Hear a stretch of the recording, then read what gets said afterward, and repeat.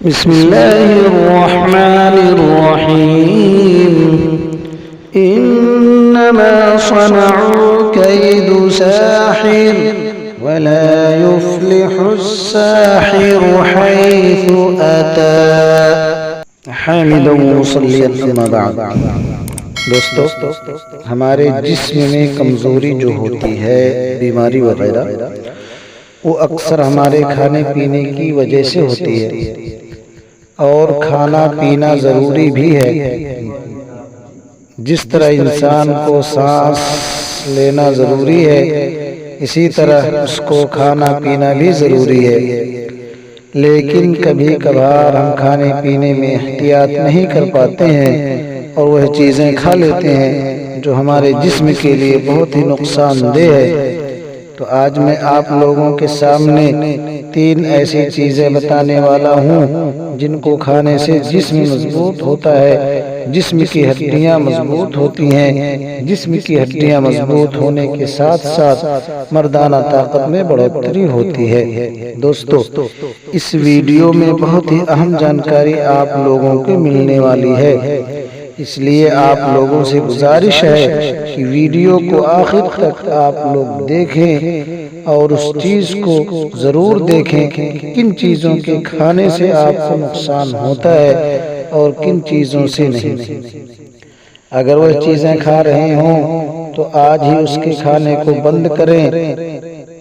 دوستو، پہلے ہم ان 3 چیزوں کو بتا دے رہے ہیں جن کے کھانے سے مردانہ طاقت میں بہت ہی زیادہ کمی آتی ہے۔ پہلی چیز ہے املی، اس لیے کہ املی کھٹی چیز ہے، اس کو کھانے سے مردانہ طاقت میں بہت ہی زیادہ کمی آتی ہے۔ بتانے کا مقصد یہ ہے کہ بہت سارے لوگ اس کو اپنے گھروں میں رکھے رہتے ہیں اور مرد حضرات اس کو شوق سے کھاتے ہیں، اور بہت سارے مرد حضرات ایسے ہیں جو باہر چاٹ وغیرہ کھاتے ہیں تو اس میں املی والی چٹنی بھی استعمال کرتے ہیں، تو اس سے مردانہ طاقت میں کمی ہو جاتی ہے۔ آپ لوگ پلیز اس سے بچیے۔ دوسری چیز جو ہے دوستو، وہ ہے کھٹا اچار۔ اس کو بھی کھانے سے مردانہ طاقت میں کمی آ جاتی ہے، جیسے آم کا اچار، اس کو لوگ شوق سے کھاتے ہیں، یا اس طرح جو بھی اچار کھٹے ہوں آپ ان کو ہرگز استعمال نہ کریں۔ اس سے صرف آپ کی مردانہ طاقت ہی کمزور نہیں ہوگی بلکہ آپ کی ہڈیاں کمزور پڑ جائیں گی۔ تیسری چیز یہ ہے کہ آپ لیموں بھی بہت زیادہ استعمال نہ کریں۔ بہت سارے لوگوں کی عادت ہو گئی ہے کہ صبح سویرے اٹھ کر لیموں کو نچوڑ کر پانی میں اور اس میں ہلکا سا نمک ڈال کر پیتے ہیں، اور یہ سوچتے ہیں کہ اس سے ہم کو دن بھر راحت ملے گی، گیس کی بیماری سے آرام ملے گا۔ تو بھائیوں، آپ لوگ اس عادت سے بچیں اور خبردار رہیں، کیونکہ اس کے اندر بھی بہت زیادہ کھٹا پن پایا جاتا ہے، اور مردوں کے لیے زیادہ کھٹا نقصان دہ ہو سکتا ہے۔ اس سے آپ ضرور بچیں، کیونکہ جسم کو زیادہ آرام دینے کے بجائے تکلیف میں ڈال دیں گے۔ اگر تھوڑا بہت کھٹا استعمال کرتے ہیں تو اس سے آپ کے بدن پر کچھ فرق نہیں پڑے گا۔